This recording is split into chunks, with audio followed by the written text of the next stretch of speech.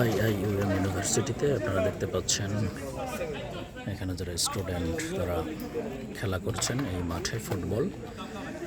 বিভিন্ন দেশ থেকে এরা এসেছেন, আপনারা দেখতে পাচ্ছেন বিভিন্ন ভাষা, বিভিন্ন কালচার, তারপরেও একটি খেলা তাদেরকে একত্রিত করে দিয়েছে।